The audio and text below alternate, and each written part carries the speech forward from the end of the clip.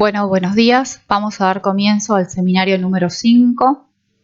En el día de hoy vamos a hablar por un lado de Salmonella, Shigella y Yersinia enterocolítica como para cerrar lo que es el grupo de las enterobacterias. Y posteriormente vamos a hablar de Vibrio cholerae, Campylobacter jejuni y Helicobacter pylori.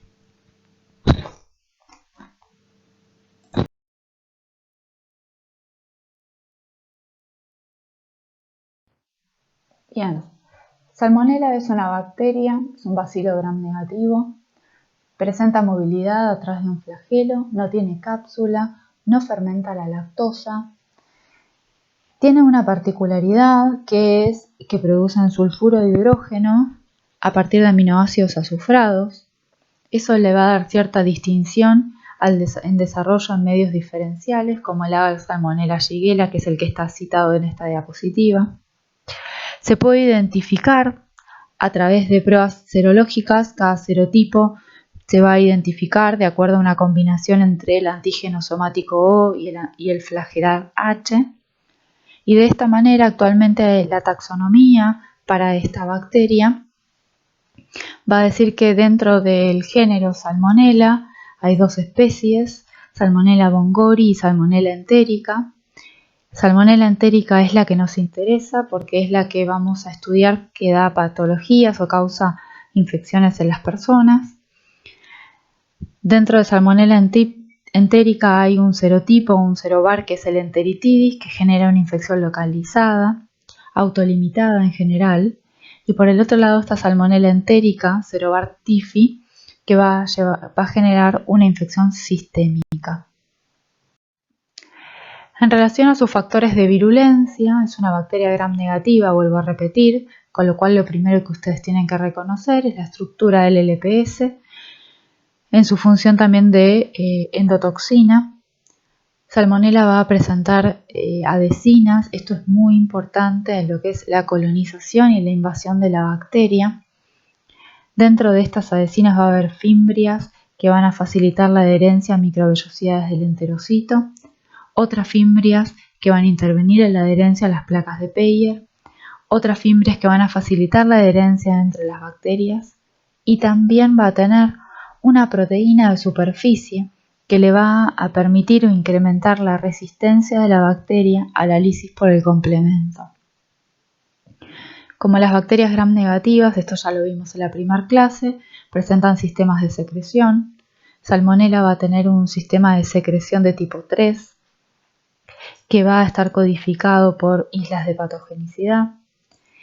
El sistema de secreción de tipo 3 codificado por la isla de patogenicidad 1 se va a inducir extracelularmente en el ambiente intestinal, va a permitir la invasión del enterocito y va a participar sobre todo en los procesos de la enterocolitis.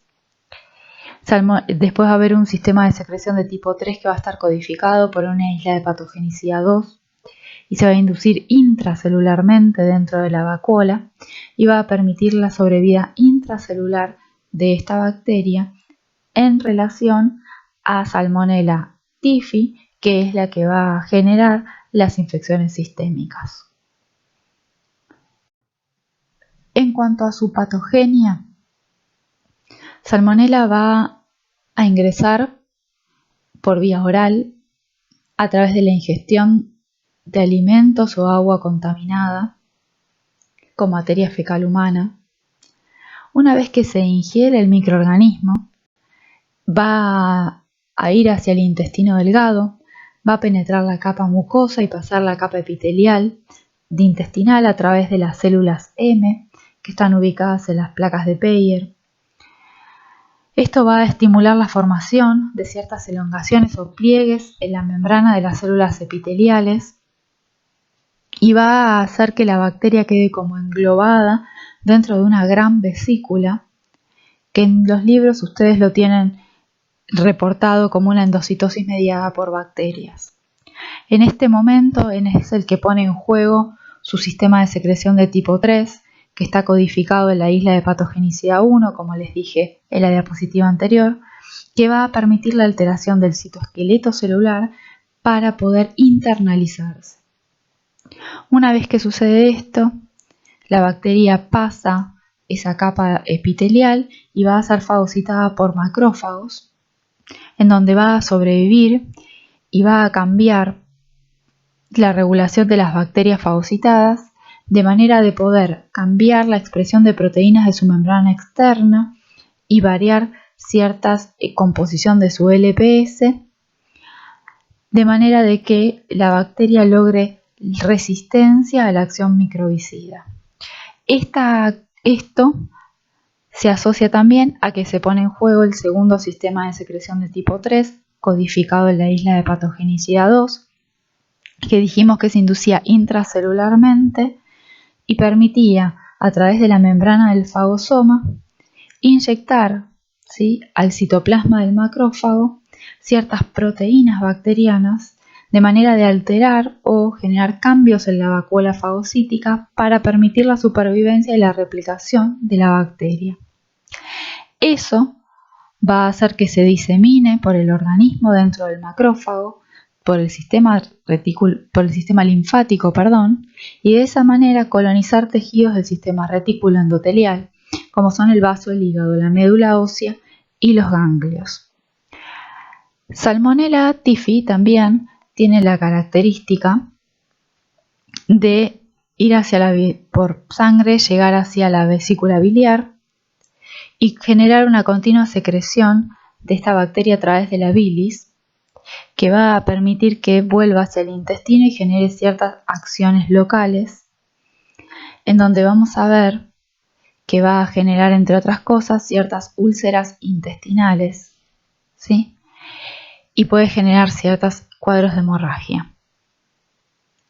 Por último, ¿cómo es la eliminación de esta bacteria? La bacteria se elimina por materia fecal.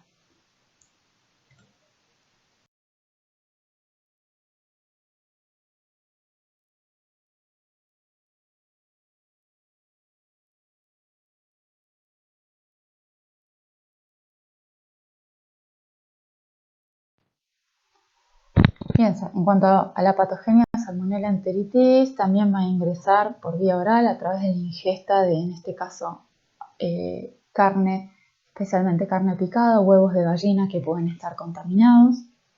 Va hacia el tubo digestivo, va a producir un cuadro de diarrea porque libera bastante cantidad de citoquinas e invade los enterocitos a través de su sistema de secreción de tipo 3, que le va a permitir la inyección de ciertas toxinas que van a generar las afectaciones locales de esta bacteria.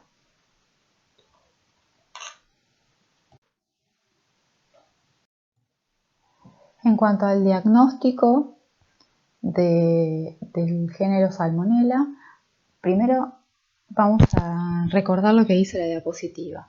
Ante una infección bacteriana con producción de enterocolitis, se sugiere realizar coprocultivos cuando existe una sola deposición con moco pus o sangre, la infección cursa con un cuadro febril, el número de deposiciones es muy frecuente, son personas inmunocomprometidas o en los extremos de la vida. ¿Sí?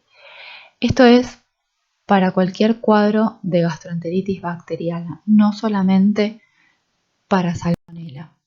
En cuanto al diagnóstico específico de este microorganismo, vamos a ver que vamos a poder utilizar la microscopía, en el cual vamos a ver a través de la tinción de Gram un bacilo gram negativo, como ustedes tienen hacia la izquierda de la diapositiva, y después vamos a poder aislarlo en cultivo. Y para esto, en este caso ustedes acá van a ver un agar, Salmonella shigella. Recuerden la característica de Salmonella que le permitía, que tenía la característica de producir sulfuro de hidrógeno. Eso es lo que van a ver ustedes, las colonias oscuras, que es la característica en este agar de la presencia de Salmonella, y también es una enterobacteria, con lo cual van a poder utilizar medios selectivos para el aislamiento de bacterias, como el que venimos repitiendo de clases previas, que es el agar McConkey. Bien. Pasando ahora a hablar de Shigella. Bien. Shigella es un bacilo gram negativo, inmóvil, no fermenta la lactosa, sí fermenta la glucosa, no produce gas. Va a tener una transmisión fecal-oral. Dentro de este género se van a clasificar en diferentes grupos de acuerdo a las diferencias bioquímicas y serológicas. Nosotros vamos a hacer hincapié en el grupo A, en donde está Shigella dysenteriae, que es la que tiene los genes que codifican para la toxina de Shiga y es la que va a generar los cuadros de disentería que nosotros vamos a poder ver clínicamente. En cuanto a los factores de virulencia de Shigella, es una bacteria gram negativa, lo repetimos, entonces uno de los factores de virulencia es el lipopolisacárido. Recuerden que tenía en su estructura la función de endotoxina. Después también va a tener factores de virulencia que van a estar codificados en plásmidos. En este caso vamos a hablar de proteínas de invasión, proteínas de disrupción de las vacuolas endocíticas, proteínas que van a permitir la diseminación intra e intercelularmente. Los sistemas de secreción de tipo 3 también van a estar codificados por plásmidos y va a tener una proteína de regulación que va de esos genes plasmídicos. A su vez también va a tener factores de virulencia que va a estar codificados cromosomalmente y en este caso vamos a hacer hincapié en la toxina de Shiga, una toxina que tiene una estructura de tipo AB que va a unirse al receptor glicolípido GB3 con inhibición de síntesis proteica, actuando de una manera similar a la toxina de Escherichia coli entero hemorrágica. En relación a la patogenia de Shigella, volvemos a repetir lo que dije antes, la transmisión es fecal-oral. Va a ingresar invadiendo el epitelio intestinal. A través de un proceso de translocación, la bacteria induce su propia captación pasando por las células M y una vez que pasa eso, induce la apoptosis de los macrófagos subepiteliales. En el interior de las células del epitelio intestinal, Shigella va a liberar proteínas que van a desencadenar modificaciones en el citoesqueleto que van a ser necesarias para dirigir la captación de este microorganismo en el interior de la célula epitelial. Una vez que sucede esto, las vacuolas que contienen a la bacteria se van a destruir y se va a liberar la bacteria al interior del citosol, haciendo que Shigella utilice los componentes del citoesqueleto de la célula infectada para pasar o moverse y poder de alguna manera ir contactando y penetrando o actuando sobre células vecinas, y ese es el mecanismo de propagación de las bacterias de una célula a otra. ¿Qué es lo que genera a nivel intestinal? Que esas bacterias aumenten la producción de citoquinas junto con el efecto de la toxina. Esto hace que haya un aumento, un reclutamiento de polimorfonucleares en el sitio de infección, alterar la barrera epitelial, aumenta el proceso inflamatorio y genera el cuadro de disentería típico de la Shigella. Bien.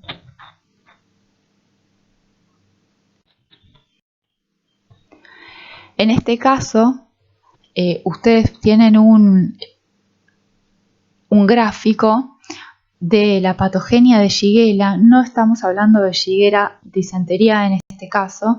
Esto es tomado de una foto del Harrison de Medicina Interna de la edición número 18 y muestra el mecanismo de acción o la patogenia de Shigella flexneri, que es del grupo C.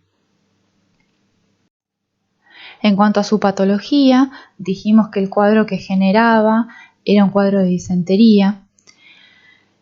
A nivel del intestino genera inflamación de la mucosa, invasión de la mucosa, va a generar deposiciones sanguinolentas y mucopurulentas y es el cuadro típico de estas bacterias. ¿Cómo hacemos el diagnóstico de Shigella? Ustedes acá van a ver una tinción de Gram y tenemos diferentes agar. Como pueden ver, la tinción de Gram van a tener bacilos Gram negativos, En relación a los medios de cultivo, recuerden el medio de Salmonella y Shigella, que era característico para estas bacterias. Salmonella ya vimos sus características. En relación a Shigella van a ver el crecimiento de colonias que son opacas, muy claras en el medio de cultivo para Salmonella y Shigella. Y también recuerden de que están dentro de las enterobacterias, con lo cual se puede utilizar medios de cultivo como el agar McConkey. Y vamos a ver crecimiento de colonias transparentes o muy claras en este medio. Antes de pasar al próximo microorganismo, hay algo que quiero aclararles que es importante, que yo les dije que es una bacteria que utiliza una toxina que es similar a la Escherichia coli enterohemorrágica. Entonces esta bacteria no va a pasar a sangre, pero sí la toxina va a liberarse y va a actuar a través de los receptores que planteamos al inicio a nivel renal, pudiendo llevar esta bacteria también a generar un síndrome urémico hemolítico con las características que ustedes ya vieron en la clase pasada.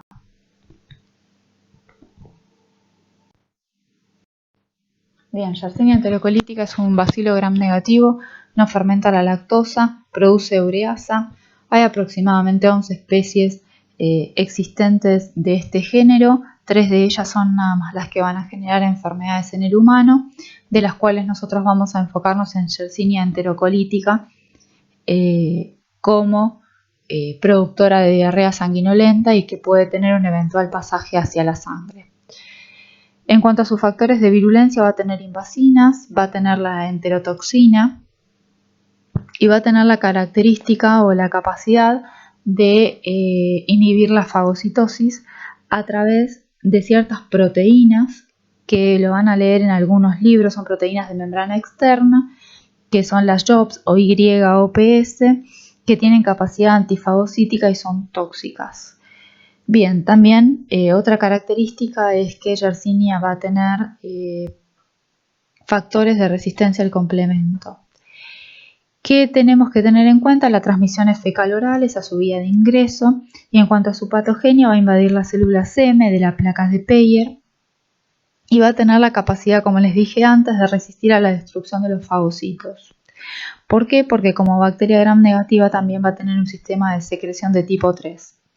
Una vez que entra en contacto con las células fagocíticas, las bacterias lo que van a tener la capacidad es de secretar proteínas en el interior del fagocito, de manera de generar o inducir la citotoxicidad a través de la alteración de filamentos de actina y permitir o iniciar apoptosis de macrófagos. Su sistema de secreción de tipo 3 va a permitirle inhibir la producción de citoquinas, de manera de que va a disminuir la respuesta inmune frente a la infección. Esto es interesante porque hace al cuadro característico de la Yersinia. Bien. Pasando ahora a Helicobacter pylori, la anterior fue bastante breve. Helicobacter pylori es un bacilo curvo, gram negativo, presenta movilidad porque tiene múltiples flagelos que son unipolares. Bioquímicamente es catalasa positivo, oxidasa positivo, ureasa positivo. Otra cosa importante es que es microaerófila. Su ambiente natural es el mucus gástrico, donde hay bajos niveles de oxígeno. No fermentan glúcidos y van a crecer en medios enriquecidos. Eso lo vamos a ver junto con el diagnóstico.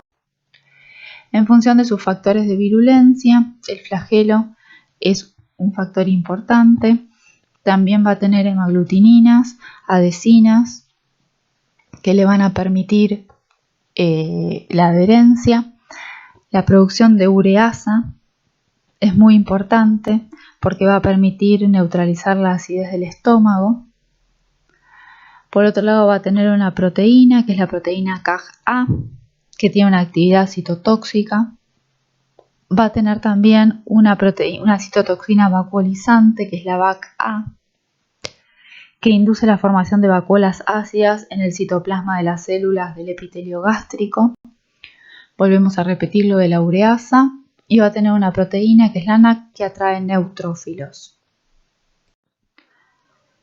En cuanto a su patogenia, el Helicobacter pylori entra a la luz gástrica, va a utilizar la ureasa para sobrevivir en ese ambiente ácido, ya que a través de la producción de amoníaco va a neutralizarlo.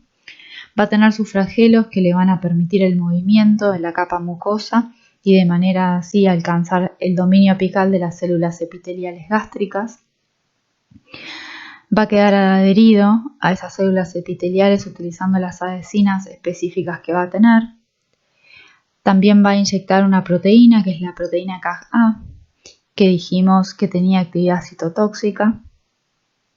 Esto lo va a hacer a través de un sistema de secreción de tipo 4 y posteriormente, o al momento también, va a tener la citotoxina vacuolizante, que va a inducir alteraciones y formar grandes vacuolas en las células epiteliales gástricas.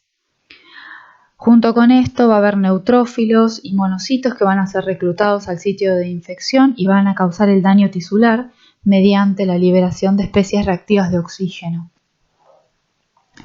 ¿Qué más aclarar en función de la patogenia?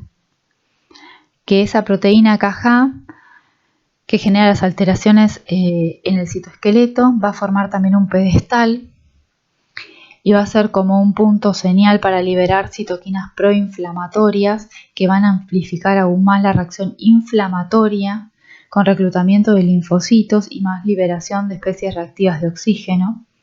Entonces, esa acción de las especies reactivas de oxígeno junto con la acción tóxica que ya venimos viendo a través de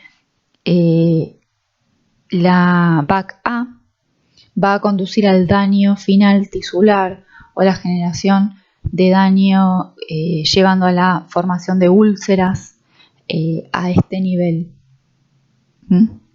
Que es importante recordar que no solo esta irritación crónica o esta afectación crónica a nivel gástrico va a generar cuadros de gastritis, puede llevar también a úlceras o a la larga se asocia al Helicobacter pylori, ¿sí?, a la generación de cáncer gástrico. Acá tienen una diapositiva que lo que muestra básicamente es a nivel patológico la generación de úlceras, ¿sí?, estas soluciones de continuidad a nivel de la mucosa que están asociadas a la enfermedad. En cuanto al diagnóstico del Helicobacter pylori, vamos a realizar métodos invasivos porque van a requerir endoscopía y toma de muestra, o sea, voy a hacer una biopsia de la mucosa gástrica, y voy a tener métodos no invasivos porque no van a requerir biopsia previa. En función de los métodos que necesitan sí o sí la realización de una endoscopía, primero la biopsia lo que me va a permitir es observar o ver la distribución en parches de estas lesiones a nivel de la mucosa gástrica y voy a poder tomar muestra de las mismas. Se toman al menos 2 muestras. Con las muestras yo voy a poder hacer cultivos, realizar antibiogramas, y esto es importante sobre todo por las recidivas que tienen este tipo de bacterias. También voy a poder hacer histología del tejido para ver la distribución de las criptas, cómo están afectadas las mismas. Voy a poder hacer la prueba de la ureasa o el CLO-test, como tienen escrito ustedes acá, que lo que me va a permitir es un test rápido que al menos en 2 horas yo lo que voy a poder hacer es colocar la muestra en un gel o en un agar con urea y voy a ver cuál es la indicación de pH en este corto tiempo, ya que cuando hay una ureasa, cuando está la ureasa presente, se va a producir la alcalinización del pH. Y también con las muestras lo que voy a poder hacer es la amplificación genómica por medio de técnicas de PCR. ¿Cuáles son los métodos que no requieren endoscopía? La serología. Voy a hacer evaluación de IgA, IgG e IgM. Y también voy a tener la prueba de la ureasa en el aire expirado, donde se le va a pedir a la persona que ingiera urea marcada con carbono 14 o carbono 13 y una vez que esta urea se hidroliza por la ureasa de la bacteria, la persona va a eliminar por el aliento el dióxido de carbono marcado. En relación a esta diapositiva, nada, recordar de que cuando uno hace una tinción de Gram es un bacilo Gram negativo y lo vamos a ver ligeramente curvo. Y después vamos a ver que en el crecimiento en cultivo vamos a ver colonias que son transparentes, tienden a ser transparentes y son pequeñas a medianas. Bien. Por último, en cuanto al diagnóstico, Helicobacter pylori también se puede utilizar la coloración de Worthing-Starry, que lo que hace es, se hace una extensión de nitrato de plata sobre el material de muestra para poder observar o distinguir, sobresaltar la presencia de la bacteria. Acá está lo de la prueba de la ureasa, ¿sí? Y vemos cómo la presencia de la ureasa por la bacteria va a dar positivo, va a haber un cambio en el pH y eso es parte del diagnóstico del Helicobacter pylori. En relación a Vibrio cholerae, Vibrio cholerae es un bacilo curvo, Gram negativo, no esporulado, va a presentar un flagelo, lo que le va a dar movilidad, son oxidasas positivas, van a crecer tanto en anaerobiosis como aerobiosis, pero siempre es mejor para la bacteria tener cierta cantidad de oxígeno en el medio en el cual se desarrolla.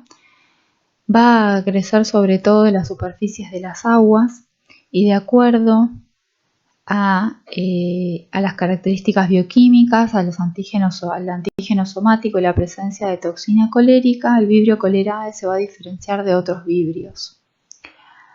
¿Cómo lo vamos a diferenciar?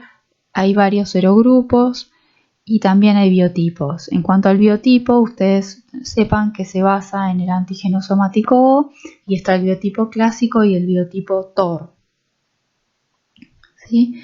Dentro de esos, el clásico genera una enfermedad más severa y se excreta por periodos más cortos de tiempo, y el TOR va a generar una enfermedad más moderada, se excreta por periodos más largos de tiempo la bacteria y va a soportar condiciones más desfavorables a lo largo del tiempo en el que está sobreviviendo. En relación a los factores de virulencia de Vibrio cholerae, la bacteria va a tener un flagelo polar, que es el que le va a permitir la motilidad y de esta manera alcanzar la mucosa intestinal. Va a tener, por otro lado, una mucinasa, o lo van a leer también en algunos lados como un factor de despegue, que es la responsable del aspecto que le da en agua de arroz a las deposiciones de los individuos.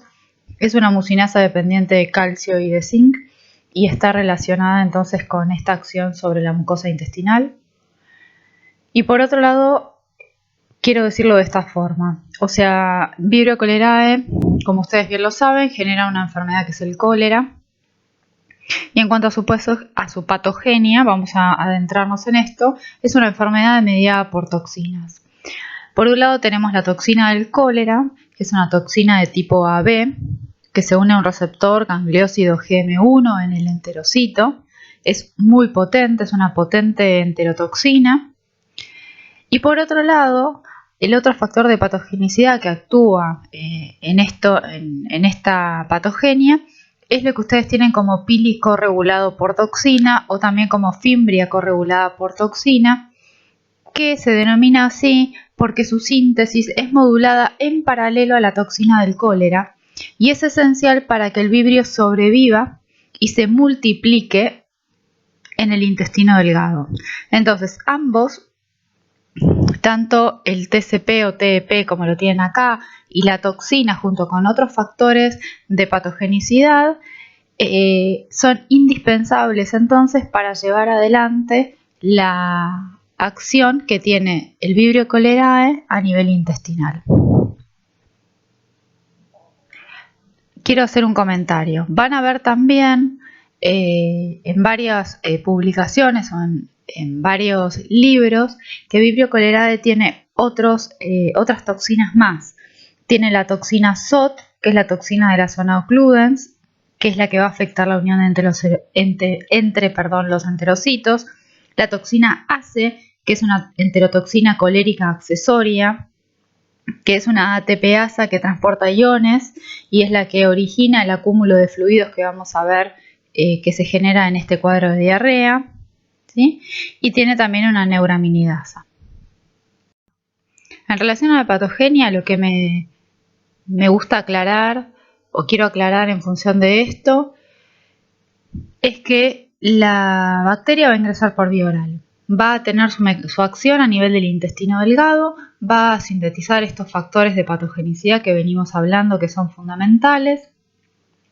Entonces va a liberar esa toxina, que es una toxina AB, que es la toxina colérica, que va a llevar a la larga al aumento de AMP cíclico a nivel de la mucosa intestinal y va a generar una inhibición en la entrada de sodio a nivel de la vellosidad y un aumento en la secreción o la salida de cloro desde las criptas. Entonces eso lo que hace es un aumento del cloruro de sodio a nivel de la luz intestinal y un acúmulo de líquido que se ve potenciado por las demás toxinas que yo les mencioné al final de la diapositiva anterior.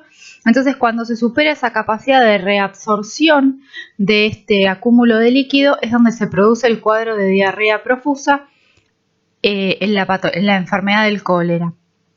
Asociado también a este desprendimiento, esta acción sobre la mucosa que está dada por la mucinasa. En relación al diagnóstico de Vibrio cholerae, vamos a tomar muestra de materia fecal. Una vez que tengo la muestra, voy a utilizar un determinado medio de transporte que me va a permitir en el laboratorio hacer una tinción de Gram para observar esta bacteria en el microscopio óptico. Y por otro lado voy a poner a cultivarlo. En medios de cultivo para Vibrio cholerae vamos a utilizar un medio que lo van a ver ustedes como TCBS, que ya creo que se habló en la primera clase, que es un medio que contiene tiosulfato, citrato, bilis y sacarosa, que es un medio que favorece el crecimiento selectivo del Vibrio cholerae frente a bacterias gram negativas. También es importante en relación al diagnóstico hacer pruebas bioquímicas como la prueba de la oxidasa y también evaluar la presencia de antígenos de manera de poder serotipificar a este agente productor del cuadro clínico.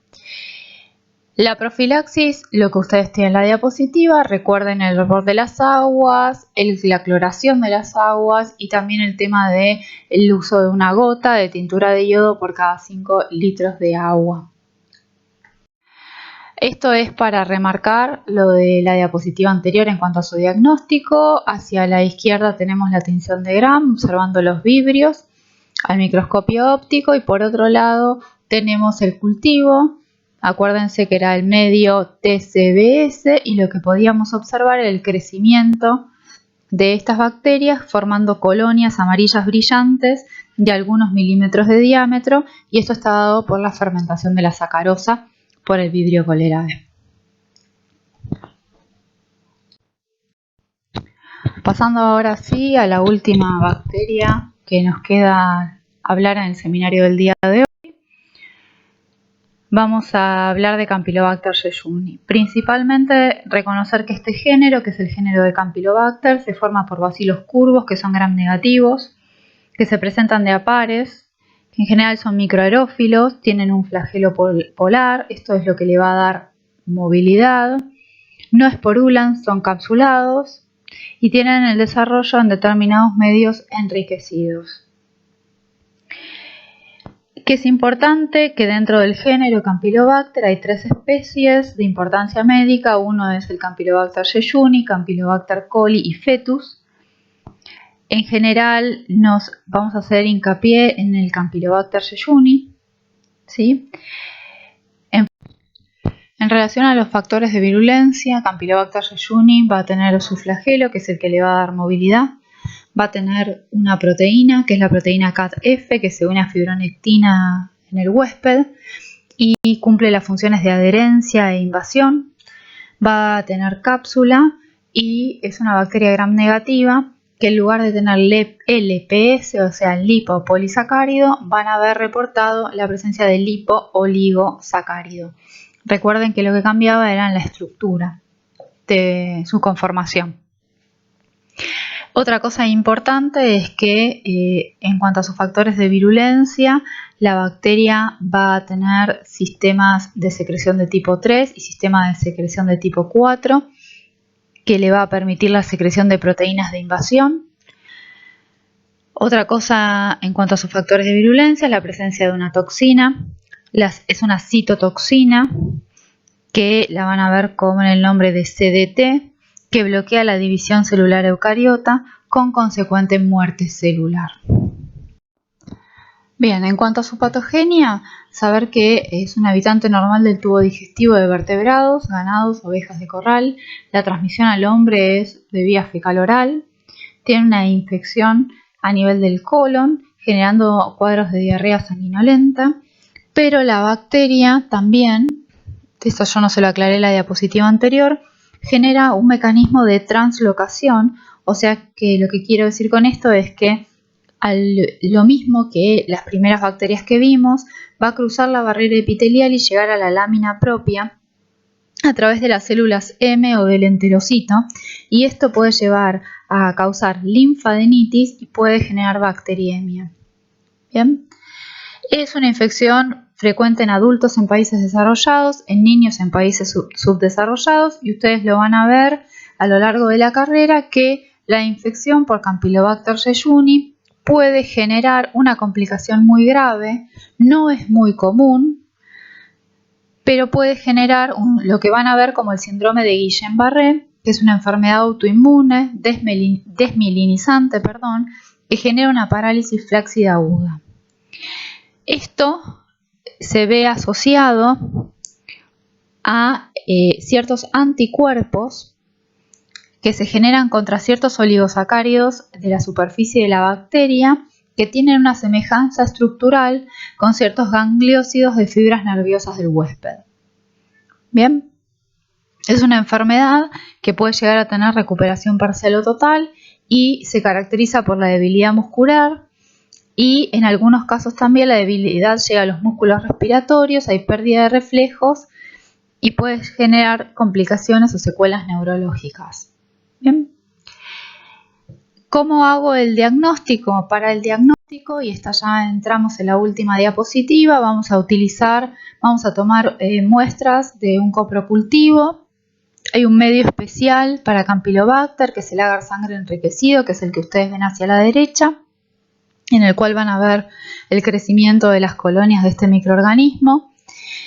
Y después también tienen la tinción de Gram como para poder observar las características morfológicas de los bacilos curvos, Gram negativos, en el microscopio. Cerramos entonces así lo que es el seminario número 5. Ante cualquier duda que tengan respecto de la clase, pueden contactar a cualquiera de los ayudantes, me pueden contactar a mí también. Mi mail de contacto es mseijo@fmed.uba.ar. Cualquier duda que tengan respecto de la clase del día de hoy o en función de lo que son los contenidos de la materia, pueden escribirme sin ningún problema. Muchas gracias.